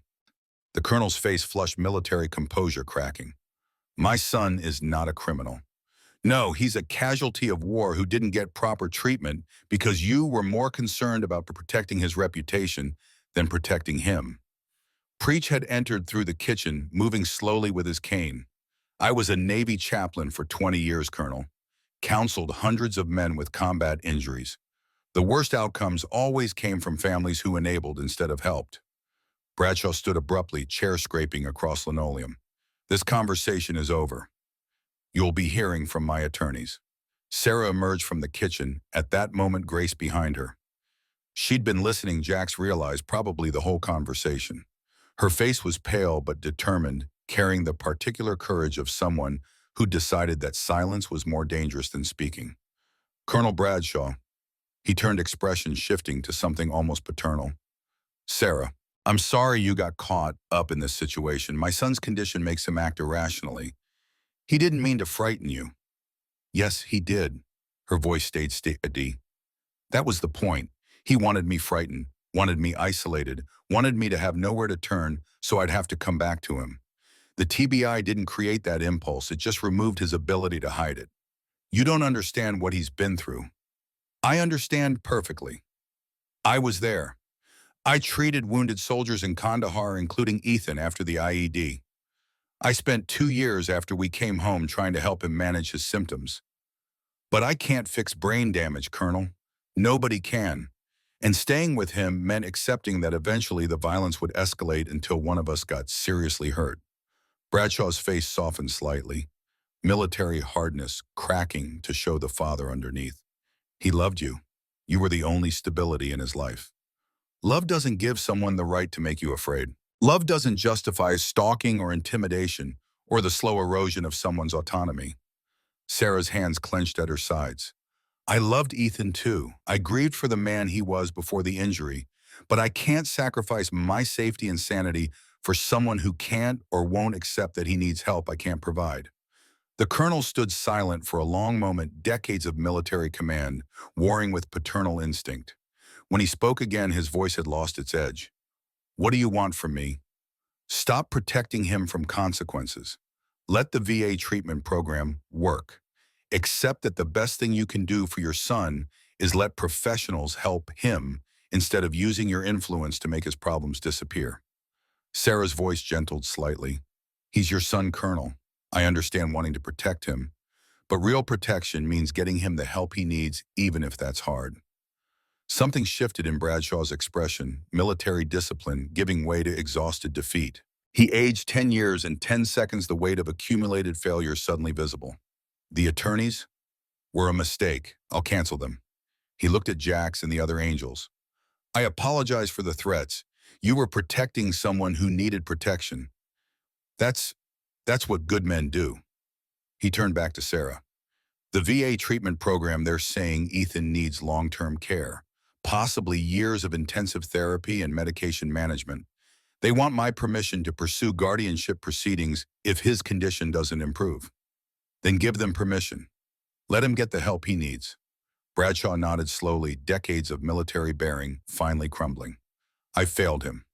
After everything he sacrificed for his country, I failed to get him proper help. I was so focused on protecting his image, his prospects, that I enabled his destruction. Preach approached prayer beads wrapped around one hand, cane in the other. Colonel, you can't change the past, but you can change what happens next. Help your son get treatment. Support Sarah's need for safety. Honor the sacrifice both of them made for this country by doing the right thing now. The older man met Preach's gaze, one military veteran to another, shared understanding passing between them. You're right. Thank you for making me see that. He left without further conversation, Mercedes pulling away, with the careful deliberation of someone whose certainty had been shaken. The angels watched him go, collective tension easing slightly. Sarah collapsed into the nearest booth, adrenaline crash, leaving her shaky. Grace brought coffee, sitting beside her maternal presence, providing silent support. Is it really over? Sarah asked, voice small. Vinny closed his laptop. Legally, yeah. Bradshaw Sr.'s backing off. Ethan's in long-term care, and we've got documentation for days. You should file for a permanent restraining order. While Ethan's committed, make it official. Ray had been silent throughout the exchange, oxygen mask in place, breathing labored. Now he spoke, voice wheezing through the plastic. We should celebrate. Girl's safe mission accomplished. But Jack saw the way Ray moved, the deepening gray pallor, the way his hands shook beyond normal tremor. The cancer was progressing faster than expected, eating him from the inside with relentless efficiency. Ray, you need to see your oncologist. Ray waved dismissively. Brother oncologist just going to tell me what I already know. I'm dying. Question is whether I die in a hospital bed or out here doing something that matters? The conversation was interrupted by Vinny's phone ringing. He answered, listened for a moment, his expression hardening. Understood. We'll be ready. He hung up looking at Jax. That was my contact at VA Security. Ethan escaped from the facility 2 hours ago. Overpowered, an orderly stole his access card, walked out the front door. They've notified local law enforcement but haven't located him yet. The brief moment of relief evaporated instantly, replaced by cold calculation. Ethan was loose, presumably angry, definitely unstable, and now had nothing left to lose. The mathematics were simple and terrible. Frank was already moving, pulling out his phone, coordinating. Leo, Doc, get to Sarah's apartment now. Vinny, you're with her here. Preach Ray, your backup. Jax and I will coordinate with local law enforcement. The angels dispersed with practiced efficiency, decades of running security operations kicking in automatically. Sarah looked terrified, the brief hope of safety crumbling back into fear. Grace locked the diner's front door, flipping the sign to close, despite the lunch rush approaching. Nobody gets in except law enforcement or angels. Sarah, you come with me to the kitchen. It's more defensible. Deputy Marshal Thompson arrived 20 minutes later, his unmarked car pulling up with lights flashing. He entered through the back, weapon visible but holstered face carrying the particular grimness of someone who'd seen this scenario play out before and knew how it usually ended. Ethan Bradshaw left a note in his room at the VA facility. Thompson pulled out his phone, showed them a photo of handwritten text. Says he's ending this today. Either Sarah comes back to him or nobody gets her. Classic murder-suicide ideation. Jax felt his right hand tremor worsen, stress, making the Parkinson's impossible to ignore. Where would he go? What's his most likely target? Here or Sarah's apartment? Those are the two places he associates with her. Thompson checked his weapon with practiced ease. I've got backup en route, but we're talking rural Nevada. 20 minutes minimum for the nearest sheriff's deputy. Vinny was tracking something on his laptop, fingers moving rapidly across keys. Got him. Traffic camera caught his vehicle 15 minutes ago, heading south on Route 50. He's coming here. The diner suddenly felt very small and very vulnerable. 8 people, 1 building, minimal cover, and a trained ranger with nothing to lose heading their way. The mathematics weren't good. Frank assessed their defensive position with tactical precision. Kitchen has 1 entrance, solid door, no windows. We put Sarah there with Grace. Armed men at entry points. Force Ethan to come to us on our terms. Thompson nodded approval. Good plan. I'll take the front entrance. You all cover the back and sides. Nobody fires unless he makes a deadly threat. I want him alive if possible. Ray stood slowly, oxygen tank trailing, moving with the deliberate care of someone whose body was actively betraying them. I'll take the back door. Jax grabbed his arm. Brother, you can barely stand. Which makes me perfect for a position nobody expects to be defended. He'll see an old man dying of cancer and underestimate me. Give me a weapon and I'll hold that door. The logic was sound and horrible in equal measure. Ray's cancer gave him maybe weeks, possibly days. Using him as a defensive position made tactical sense while being morally devastating. Jack saw his oldest friend volunteering for a position that could easily become a sacrifice and had no good argument against it. Thompson pulled a backup weapon from his ankle holster, a compact 9mm, offering it to Ray. You know how to use this. Ray took it with steady hands. 30 years in the mines taught me to shoot. Cancer didn't take that yet. Positions were set. Thompson at the front, weapon drawn, using the counter for cover. Ray at the back door, seated on a stool because standing was too exhausting, oxygen mask in place, pistol resting on his lap. Frank and Jax at the side windows watching Route 50 for approaching vehicles. Vinny in the kitchen with Sarah and Grace monitoring feeds from his laptop connected to external cameras he'd installed days ago. The wait stretched measured in heartbeats and labored breathing in the particular silence that came before violence. Jax's right hand shook against the window frame, Parkinson's making it nearly impossible to hold steady. He flexed his fingers uselessly, trying to force control through sheer will, an exercise in futility he'd performed thousands of times. Vinny's voice crackled over their radios. Vehicle approaching, white F-150 driving fast. The truck appeared on Route 50, moving well above the speed limit, eating distance with mechanical efficiency. It didn't slow as it approached the diner, didn't brake or hesitate, just accelerated harder, aiming directly at the front entrance. Thompson saw it coming dove sideways as the truck crashed through the front wall in an explosion of glass and splintering wood.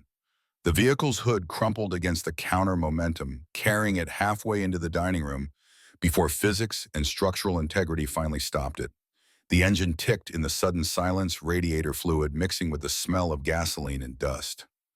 Ethan kicked open the driver's door, emerging with a pistol in one hand, face carrying that same empty expression. The TBI had stolen his humanity, leaving only momentum and obsession wearing human skin. Sarah timed to talk.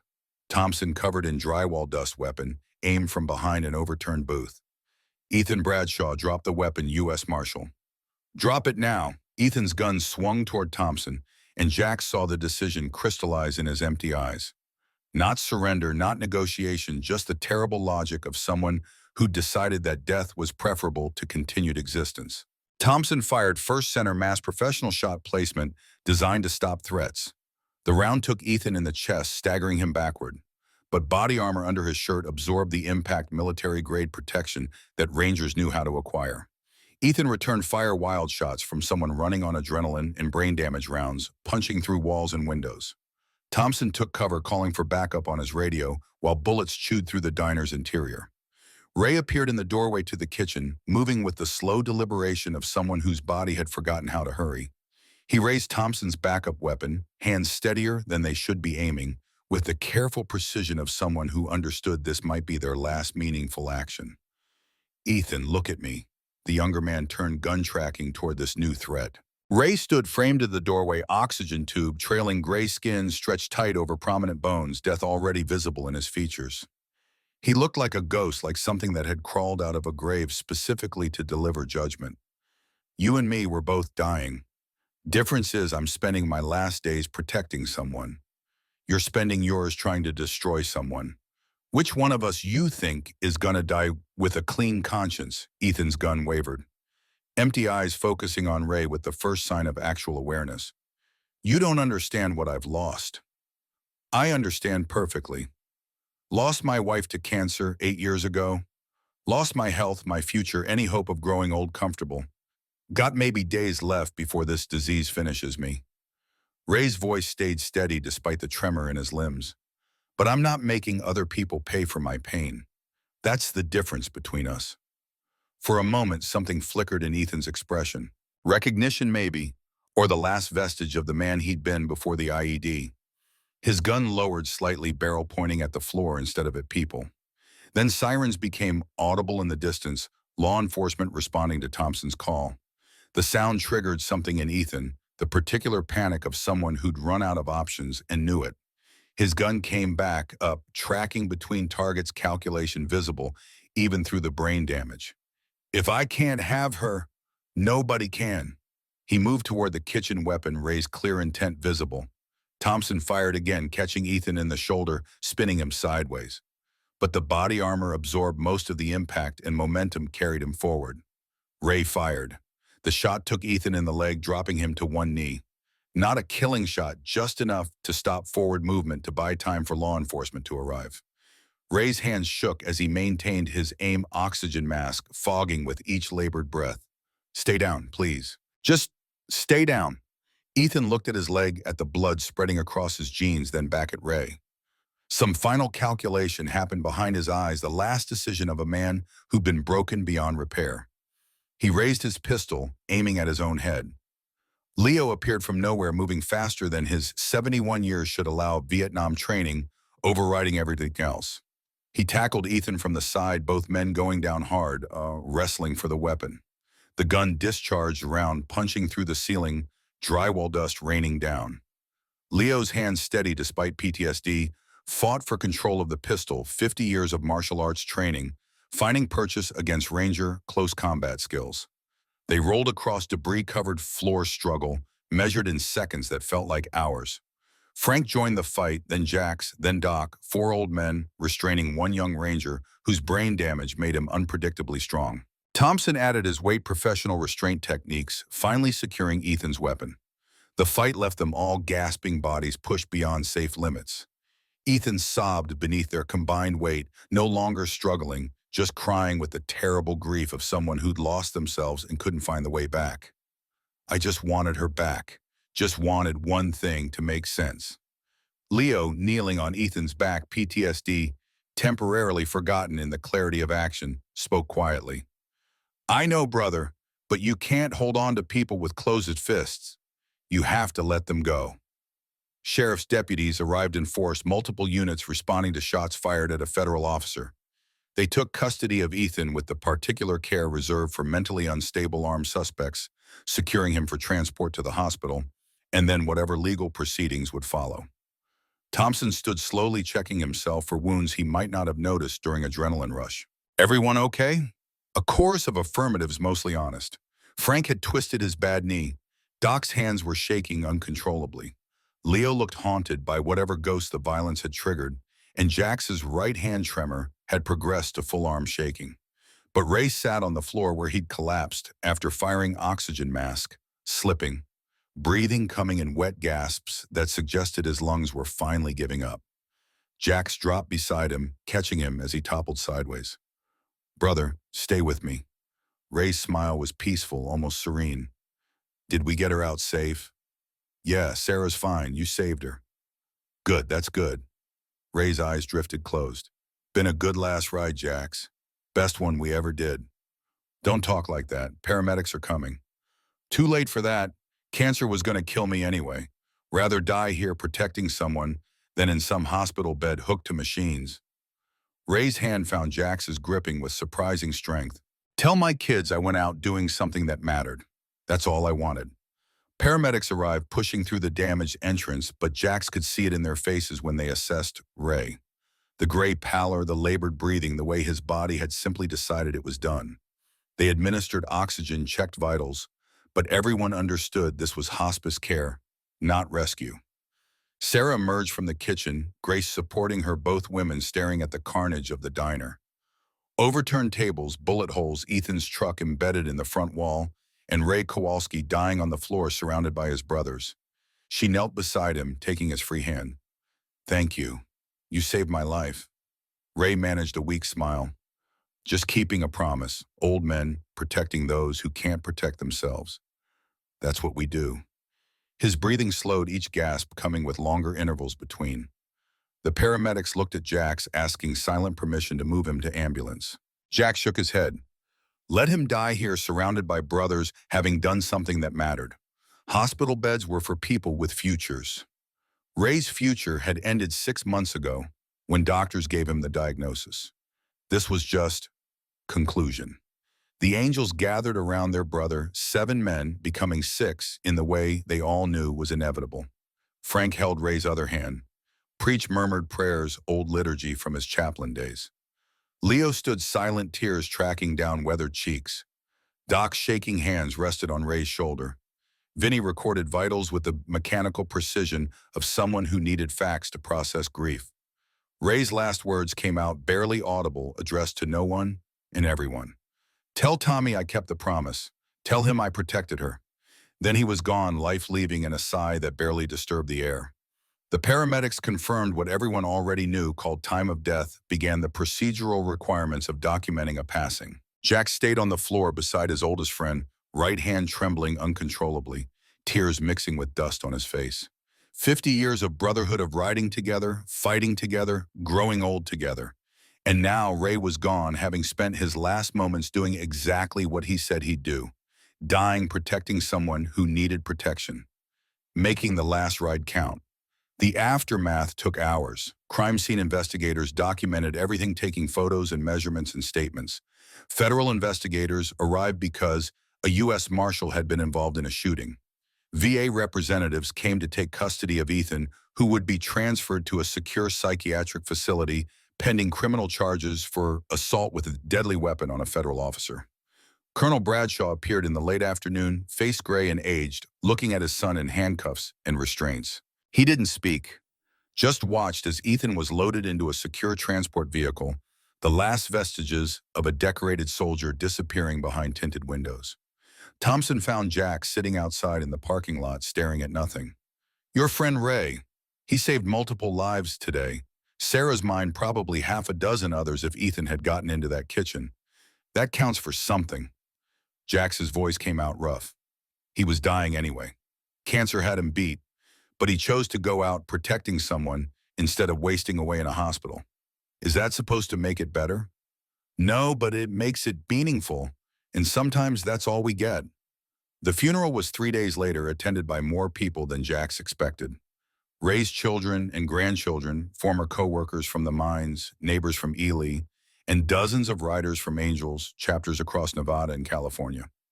The parking lot of the funeral home in Ely filled with motorcycles, chrome, glinting under October sun. Sarah attended, standing apart from the family guilt and gratitude warring on her face.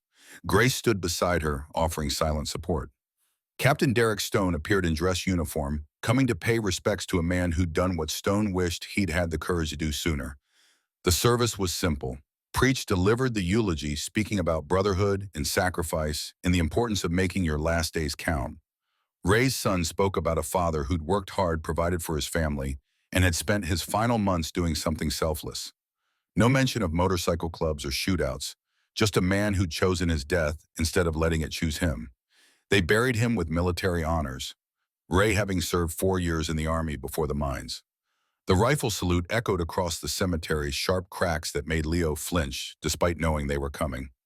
Taps played on a bugle, mournful notes hanging in the thin desert air. Afterward, the Angels rode in formation to scatter Ray's ashes in the desert he'd loved.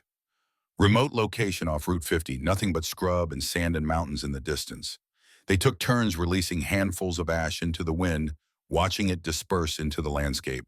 Jax went last, hand trembling, as he opened the urn, letting the last of Ray Kowalski join the Nevada desert. Rest easy, brother. You kept the promise. You made it count. 2 weeks later, the Angels gathered at the Silver Spur for their final official meeting. The diner had been repaired, Grace using insurance money and donations from the community to rebuild. The hole in the front wall was gone, replaced by reinforced structure and bulletproof glass. She'd had a plaque installed beside the door, in memory of Ray Kowalski, who protected those who couldn't protect themselves. The 7 had become 6, and they all knew this was the end, not just of the chapter, but of the club itself. They were too old, too broken, too few to continue.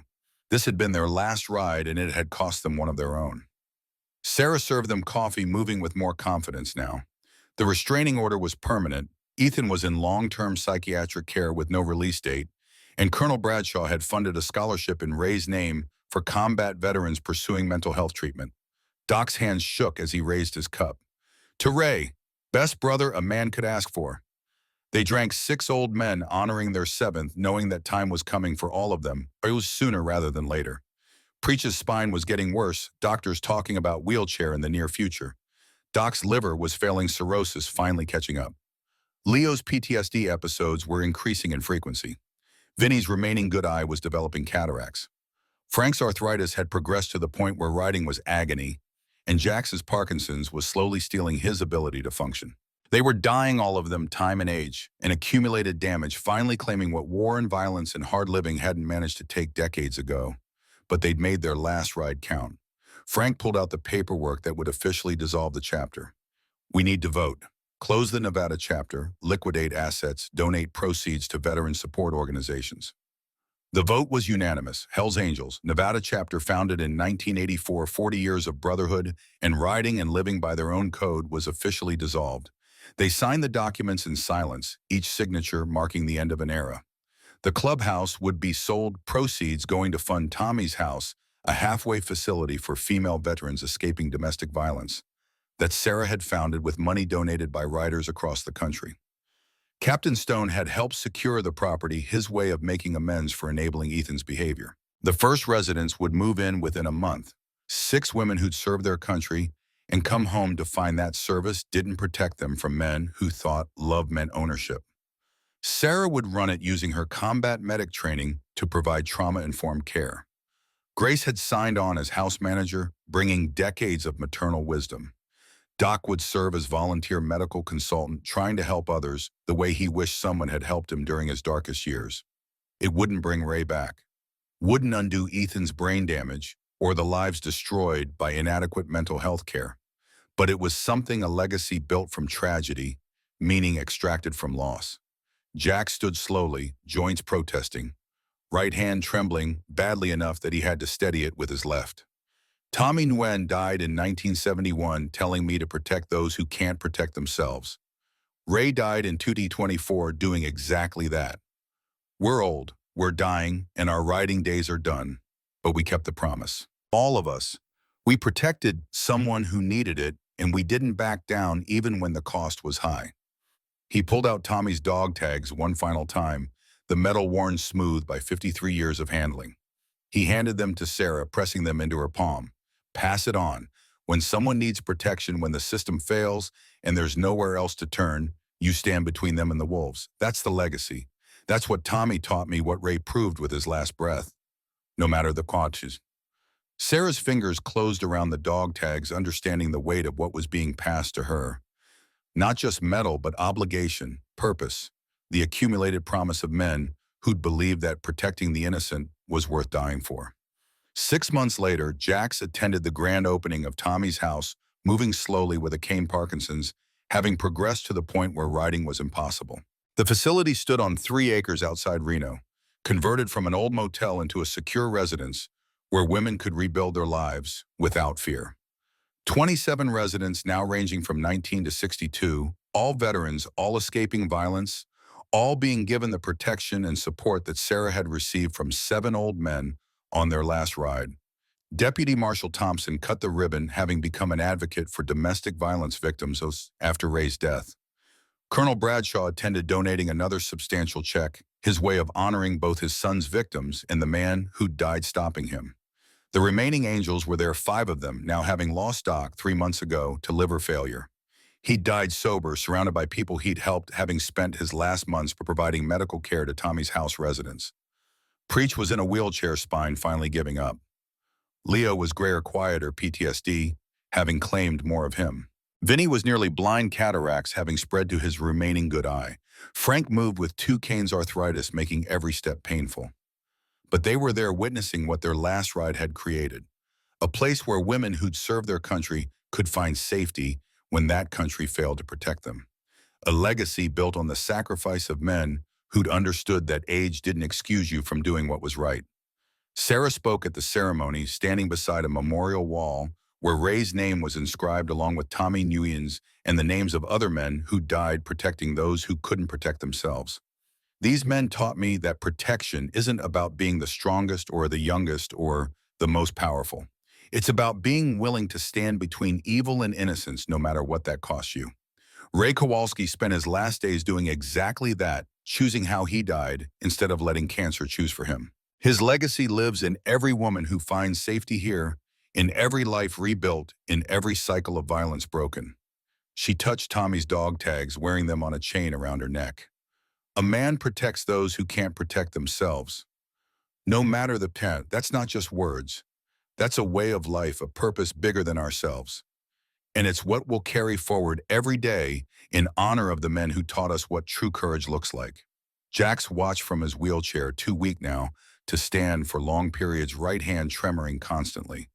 But his eyes were clear, seeing the culmination of 53 years of keeping a promise made to a dying man in a helicopter over Vietnam.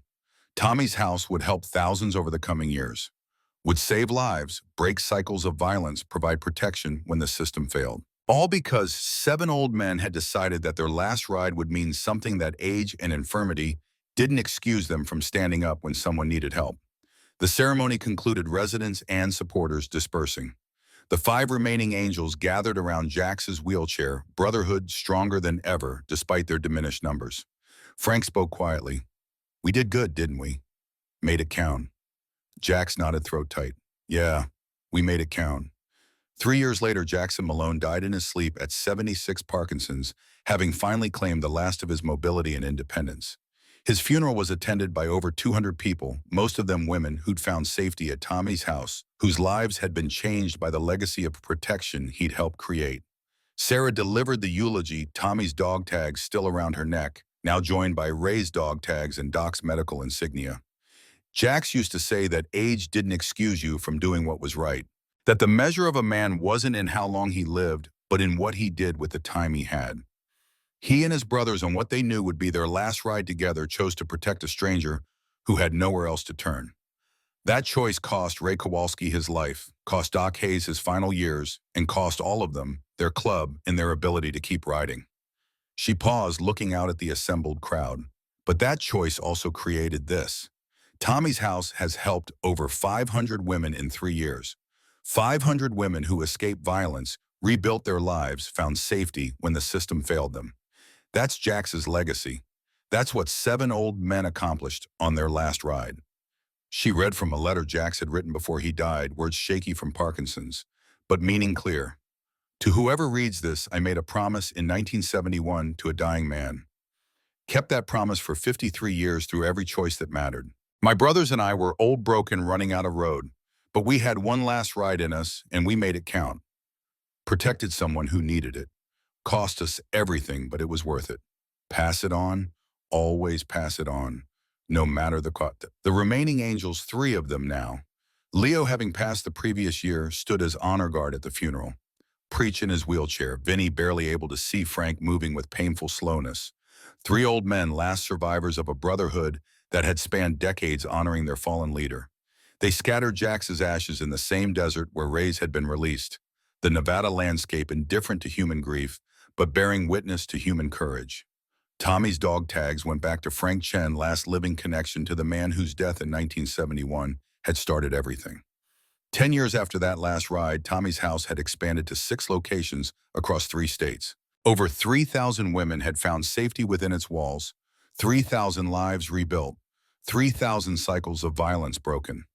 Sarah Mitchell, now 42, ran the entire operation, training other veterans in trauma-informed care, advocating for policy changes, ensuring that the protection 7 old men had offered her was available to anyone who needed it.